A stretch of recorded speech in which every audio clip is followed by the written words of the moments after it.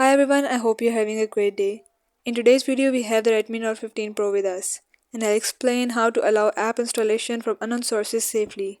If this tutorial helps you out, be sure to hit the like button, subscribe to the channel, and turn on notifications so you never miss any updates.